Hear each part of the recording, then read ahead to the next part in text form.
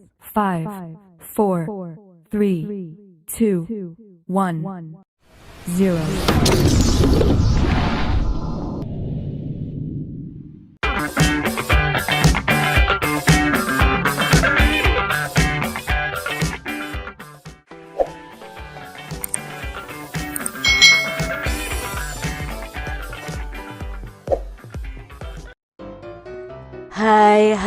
Hai, selamat datang di channel YouTube Kak Citra. Apa kabar adik-adik semuanya?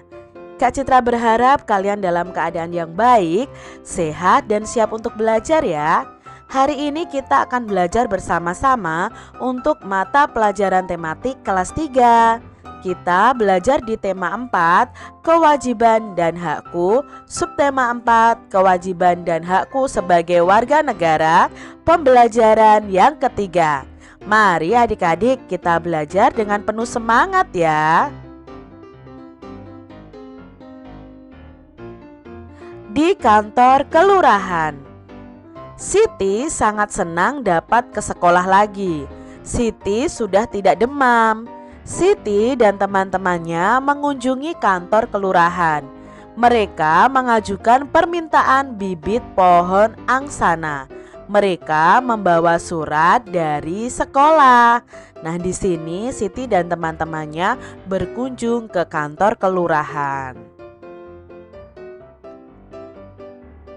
Pak Lurah sangat senang dikunjungi anak-anak. Beliau menyampaikan agar semua orang menjaga lingkungan. Lingkungan harus bersih dan hijau. Setiap anak seharusnya memiliki satu pohon untuk dirawat.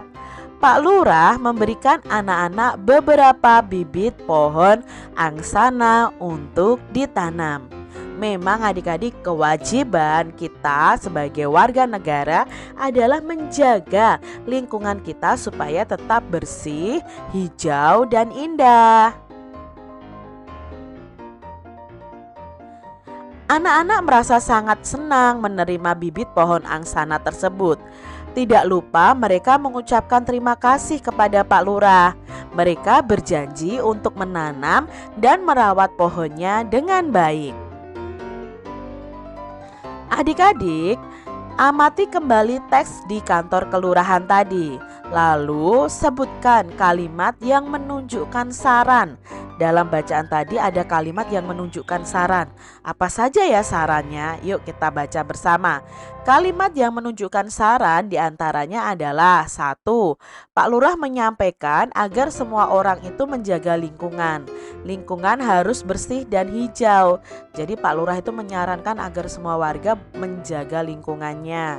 Yang kedua, Pak Lurah juga menyarankan agar setiap anak itu memiliki satu pohon untuk dirawat. Dan adik-adik harus ingat, pohon itu membuat lingkungan kita menjadi rindang, adik-adik, sejuk ya.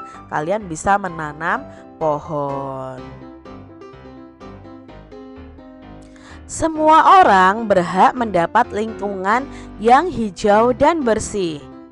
Akan tetapi adik-adik, ternyata masih banyak loh saluran air di lingkungan kita itu tertutup dengan sampah sehingga bisa menyebabkan banjir. Maka kita harus membersihkannya ya adik-adik. Nah adik-adik, pohon-pohon juga banyak yang habis ditebang bukan? Ya, sekarang banyak pohon yang ditebang, banyak hutan yang menjadi gundul. Itu juga membuat lingkungan kita tidak asri lagi adik-adik ya, karena tidak ada pohon perindang bagi lingkungan kita. Bagaimana perasaanmu mengenai hal ini? Ya tentunya kita sedih ya adik-adik ya. Perasaannya juga merasa, aduh bagaimana ya kalau kita di lingkungan kita tidak ada pohon. Lalu bagaimana kalau selokan atau saluran air itu mampet? Kita pasti merasa sedih.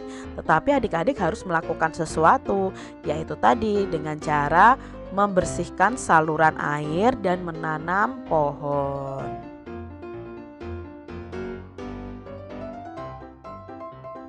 Bagaimana pula saranmu mengenai hal ini? Nah, sarannya mengenai permasalahan tadi apa? Misalnya ya, di sini setiap warga sebaiknya tidak menebang pohon secara sembarangan. warga sebaiknya melakukan penanaman kembali atau reboisasi atau bisa dengan tebang tanam daerah yang pohonnya telah ditebang. Warga sebaiknya merawat pohon sehingga pohon-pohon terjaga kelestariannya, dan warga sebaiknya membuat dan melaksanakan program lingkungan hijau. Jadi ini saran untuk masyarakat yang ada di sekitar kita mengenai permasalahan banyak pohon yang habis ditebang. Nah, Pak Lurah ingin membuat wilayahnya hijau. Beliau menugaskan setiap rukun tetangga atau RT untuk menanam pohon angsana. Di wilayah itu terdapat 10 RT. Beliau menugaskan 10 RT untuk menanam. Berapa banyak bibit yang dimiliki Pak Lurah dan berapa banyak bibit yang diterima setiap RT. Jadi kita harus mengetahui terlebih dahulu banyak bibit di kelurahan, lalu kita bagi banyak bibit untuk RT, dapatnya adalah banyak RT yang ditugaskan seharusnya. Tapi di sini yang diketahui itu hanya banyak RT yang ditugaskan, malah hasil akhirnya yang diketahui. Nah, untuk mencari ini bagaimana Kak Citra? Nah, kita membuat suatu kemungkinan. Nah, adik-adik ya, kita lihat di sini, misalnya banyak bibit di kelurahan itu ada 1000.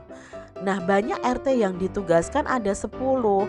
Maka untuk mencari banyak bibit untuk RT, itu kita bisa mencarinya dengan cara 1000 dibagi 10 sama dengan, nah untuk pembagian kalau sama-sama punya angka 0, ya kita coret saja. Ini kita coret 1, nolnya di sini juga kita coret 1. Karena angka 10 ini sudah tidak punya angka 0, ya sudah tidak boleh dicoret lagi adik-adik.